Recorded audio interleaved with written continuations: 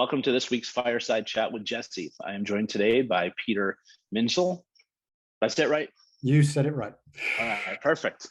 Executive Vice President at NETSOL Technologies. Thanks for joining me, Peter. Oh, thank you, Jesse. It's a pleasure to be here. No, absolutely. And, appreciate you giving me your time this afternoon. And, looking forward to kind of chatting with you, getting to know more about you and NETSOL. So for those people who might not be familiar with yourself, Peter, do you mind just kind of talking about your background and career to date? Sure, happy to. So I'm sure most of the audience will hear by my accent, I'm not native to North America. I'm British by birth, and you'll probably, those of you who know accents will hear a bit of South African in there. I spent quite some years in my youth in South Africa, and professionally though, I'm an accountant by training. I work for a technology company now, but I am an accountant and proud of it. Yeah. So as most of you accountants are. Exactly. And I it's a training that really stood me in very good ground throughout my professional career. But I was involved in financing and leasing on the lessor side of the business for close to 30 years. I worked with Daimler Financial Services, Mercedes-Benz for most of that time. I had a little period in the middle with Fiat Financial Services, so I was always on the automotive side. And what I got to do was I had a really wonderful opportunity to be a corporate gypsy and globetrot without ever having to use a backpack, which also suited me very nicely. So I got to live in. I started in the UK, but I went to Turkey, Germany, Thailand, South Africa again as a professionally, then Singapore, China, Singapore again, and I got to do projects in many countries around those places. Those were just the places I lived. So it was a fantastic career. And a couple of years ago, my wife got the opportunity to come here to the US for her career. So I took the opportunity to leave then Daimler Financial Services. The names have changed a bit since, but I think most people will understand that who are listening to this.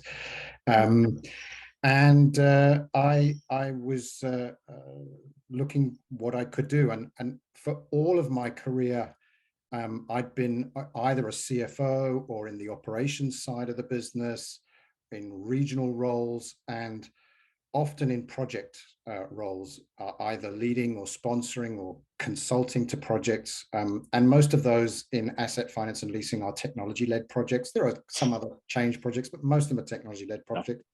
And I really enjoyed that. I really enjoyed that work.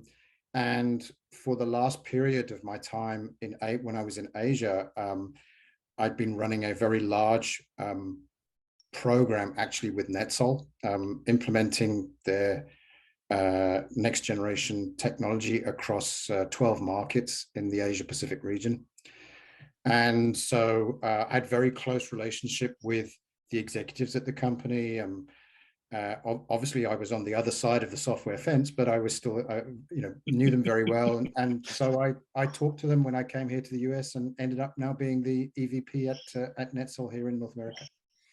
So there's so many things that, that come to my mind in kind of that intro, and thank you for that. First off is, how do you and your wife determine where you're going to go travel? Because no offense, I mean, that's quite the repertoire that people might not even get to see in their lifetime, let alone, I think when you travel so much, what you do miss is home. Right, because and people often ask me, Jesse, they say, Peter, where's the best place you've ever lived, or where's home? And it's quite difficult to answer that in reality. So actually, we gravitate back to where our family is quite a lot, because we're generally living apart from them, living quite distant from them. Got it. Got it. And the other thing is, so you've been on the, customer side, and now you're on the software side. Yeah. Are there things in the agreement that you're like, wait a minute, I would have done this differently? Well, of course, I'm learning now what goes on the other side, right? Yeah. But if I'm really honest, it's not, I'm not kind of seeing stuff where, if I'd known this as the customer, would I have done things so differently? No, I don't. It's not like that. But there are obviously, as a customer, there are ways that you deal with vendors, and as a vendor, there are ways that you deal with customers. And ultimately, you're trying to deliver satisfaction for everybody, but there is a commercial side to the relationship as well, and that's just normal. I think there's nothing. And sorry, I know that's a tough question to ask out there. It's just because I sold software in the space for 10 years. So now it's like when people come to me and they're like, well, let's talk about software. And it's like, oh, what do you want to know? So I get that. And, it's a great response. So thank you for that, Peter. So for the people who might not be familiar with and then going back to Daimler. So I first met, I want to say the lady's name was Deborah Bright. Right. Was the lady that I had met from Daimler when it was McHugh Systems. Okay. So that was, I don't even know how long ago, probably 2007, 2008, just before the acquisition. But for those people who might not be familiar with NETSOL, do you mind just kind of giving a background of the company? Yeah, sure. So NETSOL as an entity is 25 years old. The company was formed by four brothers who originate from Pakistan, although they were all working in different parts of the world as well at that point in time, and they decided to form the business and back a couple of the brothers who had skills in software engineering. And so that part of the company has its roots a lot in Asia. So a lot of that success of the business came through Asia and through some strong relationships with companies like Daimler.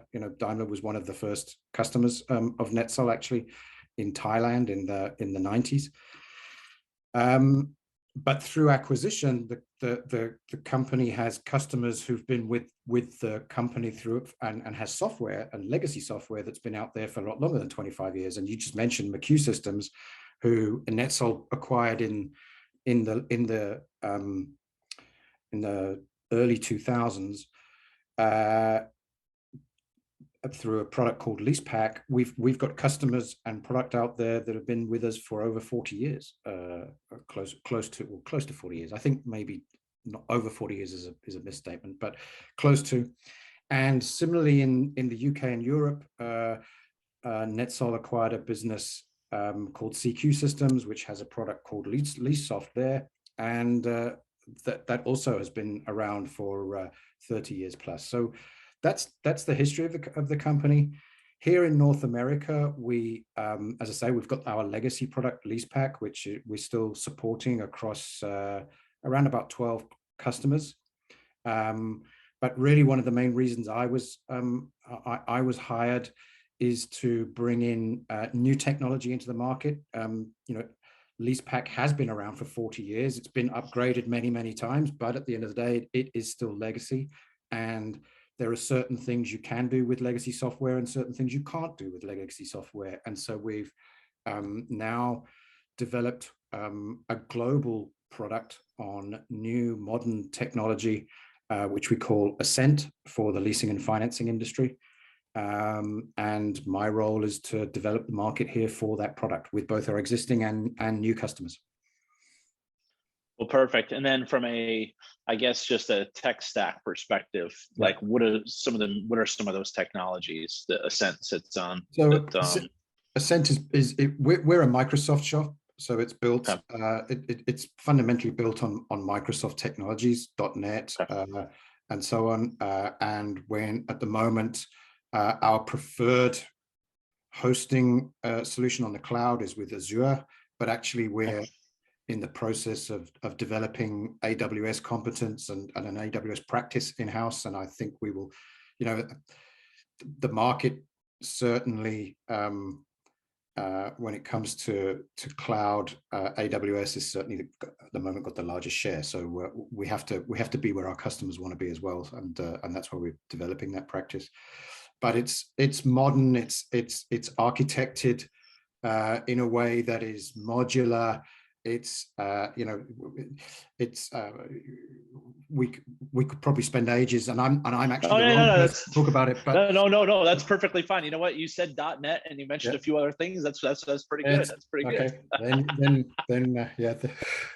No, but it's you know, what we're seeing is when we get it in front of customers, it offers so much more possibility than the legacy solution, and that's an interesting opportunity. It's also a challenge because sometimes too much selection and too much possibility is daunting, and so we're trying to manage within that, all of that possibility, to create a solution that works out of the box for North America as well. That's a very important strategy that we're working on and will continue to work on over many years.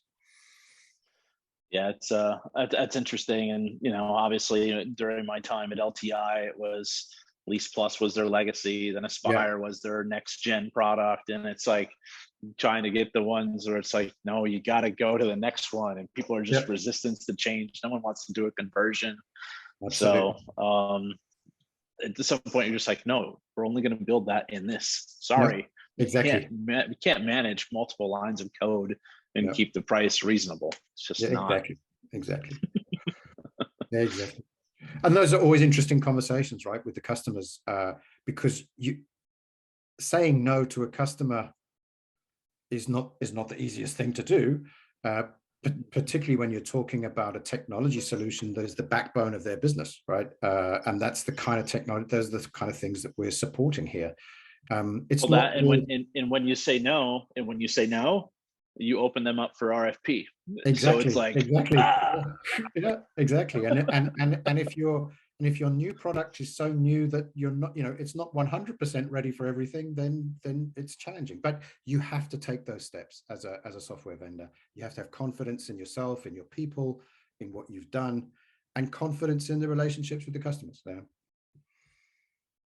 Nope, it's all about the partnership. And there's a few people that I think that have been there longer than I've known, like Rose, Doug. Absolutely. So you have some long timers that are there. Absolutely. And which is fantastic, and what people always look for in a partner. So from a customer base, I know it was a lot of auto organizations. I think I just saw something today where it was Yamaha. Yep. And then some bigger banks. Yes. Is that the majority of your customer base here? Yeah, so here in North America, well, in Asia, we are predominantly auto and very strong in auto captive. That's our market in Asia. That's where we grew the business. So there's not too many brands in Asia that we haven't provided some kind of solution to. Here in North America, it's historically been a mix of both auto and equipment lessors. So we've had some fairly large auto customers in the past. Volkswagen, Hyundai, they have been customers in the past. They're not currently customers, but we do have some. We still have some auto. We have some fairly large banks who are using the legacy product here in North America for some fairly big equipment portfolios. And in fact, you saw, you know, the Yamaha announcement, that is for power sports that we do with Yamaha. So we do a variety of different asset classes that are administered on our contract and credit management systems. Well, perfect. And from a, you know, sorry to have the technology, just dive into that real quick again. Sure. Obviously, you talked about like the cloud hosting environment. What other technology trends are you seeing, Peter, in regards to some of these RFPs you're working on? Are there any like commonalities and asks of clients? The interesting thing that we see, I mean, obviously you could talk about digital and all the technologies around digital, and clients are really looking for that now. They're looking for it to be easy to use. So I think one of the most interesting changes that we see in these RFPs and in the way that we talk with the market and with either existing or potential customers, the user interface has become a lot more critical than it ever was. And again, we go to the fact that our software powers portfolios of leases and loans worth tens and maybe hundreds of billions of dollars. And yet we talk about the user interface in a completely different way these days. So providing technology that makes that easy, makes it intuitive, that is really a big shift. And I'm sure it's not different in other industries, because we're all driven to that by virtue of the phones that we use and the laptops that we use, and they don't come with a user manual right anymore. Nothing like that comes with a user manual. It's completely intuitive, and our customers are expecting our solutions to head in that direction as well. So that's a very big change. But we've also, we've had some success with some of these digital technologies. So quite recently, NETSOL produced a digital retailing solution for BMW Mini here in North America. So if you go onto the website of, it's not completely rolled out yet, but certain dealers, Mini dealers, and you want to buy a Mini on a Sunday afternoon while you're, I don't know, sipping coffee or having a barbecue, you can do that. You can go buy a Mini, lease a Mini, finance a Mini, and organize your delivery from the comfort of your home using digital technology that we built for them. That's perfect. That's fantastic.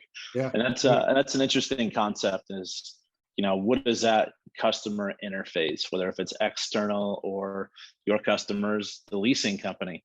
Yep. And if you have to make it hard to access data in a system and get all the information, hopefully on one screen, that's tough. It's tough, but it's just a very interesting reflection of where we are, and that's where the that's where our technology has started to make it easier for us to deliver on that, right? And we have to continue working on it. That's absolutely. I would never say you're finished, but that's a really important part of of what we're doing for our customers. Ignoring all the features, functions and features and everything else that sits behind a leasing administration system, and it so well. No, features, functionality, blah, blah, blah. It's like, that's just almost meat and potatoes these days. That's just the normal stuff. Yeah. So you came over 2 years ago. Is that when your wife took the job? So was this pre-COVID or right in the middle of COVID? No, interestingly enough, I mean, I'm currently living in Portland, Oregon. And we arrived in September 2019, so just before COVID. So we arrived in Portland, and we hit winter, and then we hit COVID. Right?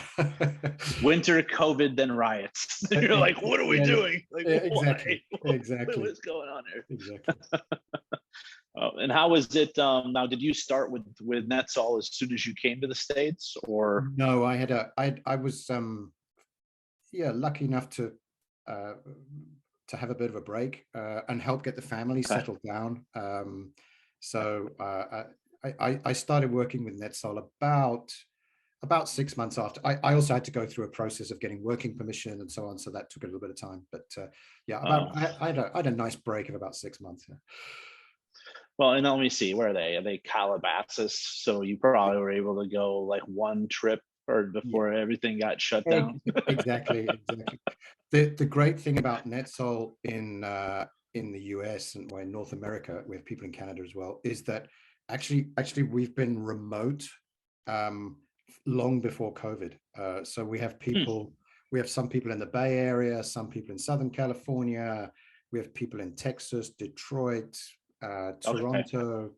So actually the working style that changed life for so many people through the pandemic was actually already there in NETSOL Mm, beforehand. perfect. Yep. Easier transition and everything else. Yeah. That's for sure. So, from a, I guess, sales process perspective, the company's already been virtual for a while. I guess that was where I was going to go with my next question. But where do you see kind of, because travel budgets are what they are, right? A lot of Yep. people are like cutting budgets. Yep. Like they're like, well, we were able to be successful the last couple of years. Why can't we be successful again without travel? Yep. So, how do you see that sales process being impacted on the software side, Peter? Look, we certainly we've worked out from a sales perspective that you can be quite effective with tools like this that we're talking on today, right? I mean, Yeah. that, and when you think about it logically as well, I can do 7 of these meetings every day. If I was traveling, I could maybe do one, and I might even be wasting one whole day of traveling anyway, not doing any of these meetings. So there is a very different efficiency into the sales process from our side. Our customers, many of our customers are not back to the office, and they're certainly not that interested in hosting externals. That whole thing has changed, right? It's really weird, it's so that there's a little bit of a reluctance on the customer side. But having said all that, from a sales perspective, there is nothing, still relationship is very, very important.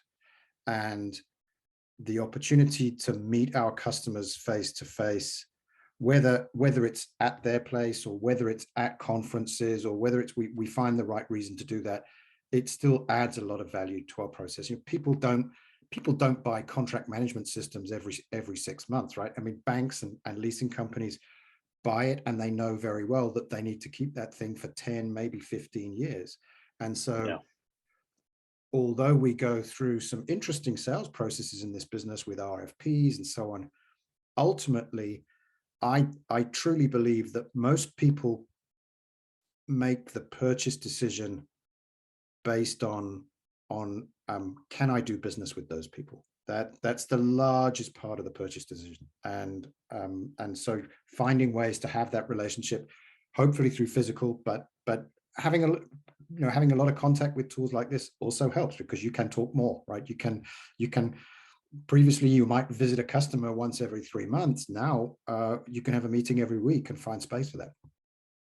Yeah, absolutely. I mean, I think the pre-sales process, because I remember when I was in software, you get someone on the phone, it's like, oh, we need to be in front of you. We'll make the investment. We'll come down there. But to your point, that's a half a day travel there, a half a day back. What do you have? One all day meeting? How much time are they really going to give you? And then Exactly. Is this really even a good fit, or is it just a nice name to potentially have a logo as a customer? So it's like, at least now you can kind of flush out and say, maybe the name looks nice, but are they a good fit, or what do we have to do? Of our backlog that we most likely have, because it's software, right? We all have, my mind's slipping me right now, the roadmap, right? If we try to shove this thing square peg in a square round hole, what does that do to our roadmap, and is it worth it? Yeah, it's true. And look, the other thing, a company like ourselves, our largest development location is still Lahore, Pakistan. We have a lot of very, very talented people there, working some incredible hours sometimes. I'm always amazed when I talk to them. I've been there a couple of times. But with these technologies now, we're able to bring those people also close to our customers or potential customers if we're in a pre-sales situation a lot more often. And so we've found ways of demonstrating our technology to people through the use of our global organization. We can always bring in the right expertise We don't have to wait to fly somebody in or whatever. We can bring them in on the day. And that also makes for a much more interesting conversation. It's quite empowering for everybody when you get to the real discussion points a lot quicker, because you're not waiting for people. They're always available. No, and it's kind of one of those questions where, like, traditionally in the past, especially as a sales, I've been on the business development side my entire career in equipment finance, and you always kind of wonder where it's like, well, I want to bring this person. Well, why aren't you bringing me? And it's like, well, because anytime we travel, it's what, $2,000, Yeah. flights, hotels, meals, and everything, and it's like you can't have 4 or 5 people chasing an opportunity every time. Exactly. But it's like, okay, well, who would like to be on site, and then who would like to be virtual? So playing those things now, or just being able to have more people involved in the sales process is great. Absolutely. You know, we have people who enjoy being involved but don't want to travel, right? And suddenly they've got a route to achieve that, which again wasn't so possible before technologies like Zoom and Teams and absolutely. Or you go into all these boardrooms and you'd see the cameras, you'd see the technology there, but it was never turned on. Yep. Well, that's definitely unique. And so from I guess, so 2 years in, right? Like, what is your quickest thought on the equipment finance market in the US? Like any things that sticks out to you, Peter, in regards to what you see so far? You know, it's a very mature market, right? That's for sure. And when I say mature, I'm not suggesting that other parts of the world don't know how to do equipment financing and leasing. They do. But I spent in my last 10 years in when I was living in Asia with Daimler, I spent I had many business trips to China, because China's just such a huge market. It's the largest sales market for Mercedes-Benz cars in the world, bigger than the US, bigger than Germany. And that market, but when I started visiting China in 2010, it was not the largest sales market in the world. It has become the largest sales market in the world in that 12-year period. Interesting. And the captive auto financing business in China was the first companies got their license to do auto financing in 2004-5. So you cannot find somebody in China with more than 20 years experience of the captive auto finance and leasing business. If they say they've got more than 20 years of experience, they haven't. It's not true, not in that market. And so that longevity of the market does not exist in other parts of the world. Whereas, of course, in North America, the business of equipment financing and leasing, and by equipment, includes auto, has been around for so many years that there is so much then specialization within the market, within various segments, so much specialization within the services that are available that augment the overall industry, the kind of data that is available. That is something that probably I did not appreciate well enough before I came here. I'm now starting to appreciate it, particularly from a software technology perspective. It creates a lot of opportunity. It creates a lot of challenge. It creates sometimes complexity. You are being way too polite. Yeah, but it does, right? And I just get amazed sometimes at the details of the services that some of our clients buy from very specific technology vendors, where if you would do that in a different market, it would be us that we would just provide everything, right? We just integrate with what we could, or we would build functionality because maybe there was no integration possible. Here in North America, you can just about integrate with anything, right? To provide a technology-led service to a leasing and financing business. Yeah, and that's an interesting point, because all the niches that all of these different US leasing companies have, where it's like, oh no, we only do Coinbase laundry machines. Yeah. well, how many there can there possibly be? Exactly. Like, Yeah. like what? Yeah. The companies who used to do like the taxi medallions, Yeah. hopefully they were a little bit more diversified, Yeah. with the rideshare stuff coming in. But that's an interesting point. So from a software perspective, is it quicker to get to an MVP when there's not that 20 plus years worth of equipment finance experience? You mean outside of North America? Is it quicker? Yeah, yeah. I would say Okay. because it's just simple. It's less complex. It's less Because complex. that was always a challenge that I always had, was it was like you run parallel, nightmare, because then it's asking someone to do their job twice. Exactly. If you sit there and if you want everything fine-tooth perfect, there's no perfect software. No. It's what does it take to to get us where we need to be, and then you work on the partnership. Yep. Yep.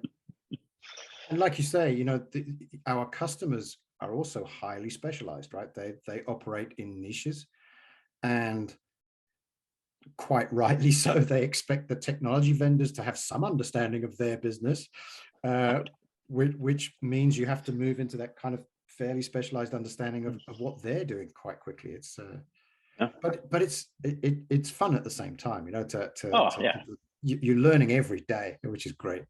Yep. Constantly evolving. Yeah. So I ask, besides that, I think you've traveled the world more than the majority of people I've met with in the past.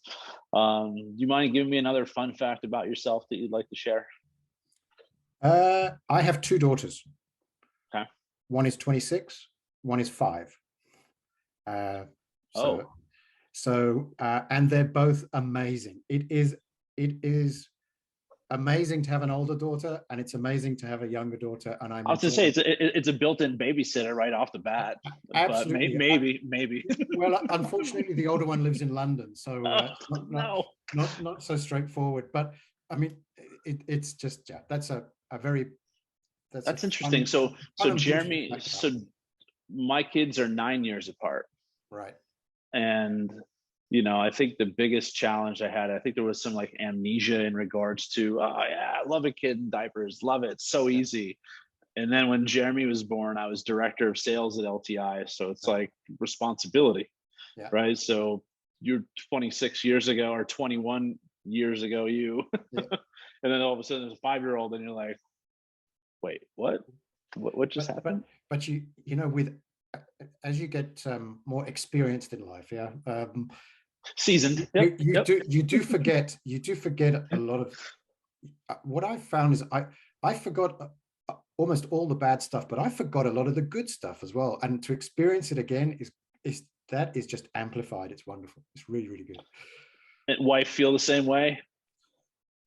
Well, my current wife is my second wife, so the girls don't have the same mother. That would be sorry. Probably I did not biologically challenging. Yeah. You know what? I wasn't sure. Sorry. No problem. Sorry. No problem. But look, we're all very happy with it. Yeah, that's for sure. There's nothing negative about that at all. My so Rory's mom is my second relationship. Yeah. And her kids are almost 20 years apart too. Right. So okay. Yeah, so that's interesting though. Thank you for sharing that. No problem. So I guess at the end of the day, of all the different software providers that people should choose, why select NETSOL? Why select Ascent? Yeah, we're in, as I say, our core business is to provide software solutions to banks and leasing companies and finance companies, and the core of that is to manage their very large dollar value portfolios, and basically what we do is we enable them to collect a payment every month and to account for that payment at a very basic level of description, which is not a very sexy part of the industry. However, if you get that stuff wrong, you can do an awful lot of damage, and it as well as I do. And we said it earlier in the conversation. Our customers don't change their technology solutions that often, because it's a very, very difficult thing to do, both for them and for us, but for them particularly, because again, if you only change your solution every 15 years, there aren't too many people left in the organization who remember the last time it was done. So again, you have this capability and capacity challenge every time you do it. So these change projects are really hard. What NETSOL does extremely well is we understand that the relationship with the customer is at the top of our list. We could go on about our technology, our features, our functions, everything it does, and probably our competitors would say it similar in many, many ways. But we understand that the relationship with the customer is at the top of the list, and we know how to lean into problems. That's what I see NETSOL doing almost every single day, particularly in our big implementation projects. We hit problems, but we don't run away from them. We lean into them, and we work through them, and we solve them. And touch wood, NETSOL has not failed a project with an implementation project with a customer yet. We've had some that have been challenging. We've had some that have gone over budget and over time, but we've kept them there, and we have not had a customer walk away from us from that kind of implementation project. And that really says something about the organization and what we do in those challenging situations.